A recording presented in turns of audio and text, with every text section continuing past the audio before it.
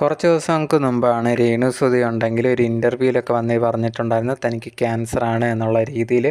അതിനുശേഷം ഇപ്പം ഏത് സ്റ്റേജാണ് എന്നുള്ളൊരു കാര്യം എല്ലാവരും പ്രാർത്ഥിക്കണം എന്നുള്ള രീതിയിലൊക്കെ രേണു ആ ഒരു വീഡിയോയിൽ പറഞ്ഞിട്ടുണ്ടായിരുന്നു. അതിനുശേഷം സഹോദരിയുമായിട്ട് സ്വന്തം യൂട്യൂബ് ചാനലിൽ വന്നിട്ട് വീഡിയോ ഇതിനെക്കുറിച്ചെല്ലാം പറയുന്നുണ്ടായിരുന്നു. ഇനി കീമോ ചെയ്യാൻ തുടങ്ങണം, ഇപ്പം സ്റ്റേജ് 3 ആണ് എന്നുള്ള രീതിയിലെല്ലാം പറഞ്ഞിട്ടുണ്ട്.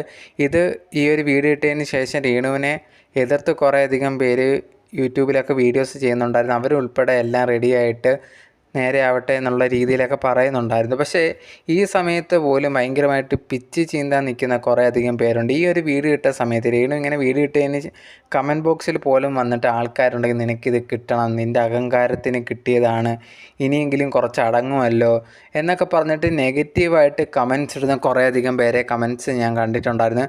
എനിക്ക് തോന്നിയ ഒരു കാര്യം എന്ന് പറഞ്ഞു കഴിഞ്ഞാൽ ഇത്രയും ക്രൂരന്മാരായിട്ടുള്ള ആൾക്കാരാണോ ഈ ലോകത്തുള്ളത് എന്നുള്ളത്. ഒരാൾക്ക് നമുക്കിഷ്ടമല്ലായിരിക്കും അവർ ചെയ്യുന്ന കാര്യങ്ങൾ. പക്ഷെ എന്നിരുന്നാൽ പോലും ഇതേ കണക്ക് ഒരു രോഗം വന്ന് വെയ്യാതിരിക്കുമ്പോൾ പോലും ഇതുപോലുള്ള രീതിയിൽ മെസ്സേജ് അയക്കുക എന്നൊക്കെ പറഞ്ഞു കഴിഞ്ഞാൽ അതൊട്ടും ശരിയായിട്ടുള്ളൊരു കാര്യമാണെന്ന് തോന്നില്ല.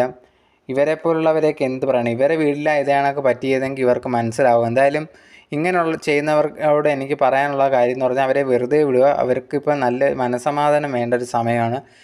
അതുകൊണ്ട് തന്നെ അവരെ മാക്സിമം ഉപദ്രവിക്കാതിരിക്കുക എന്നുള്ളതാണ് എനിക്ക് പേഴ്സണലി പറയാനുള്ളത്.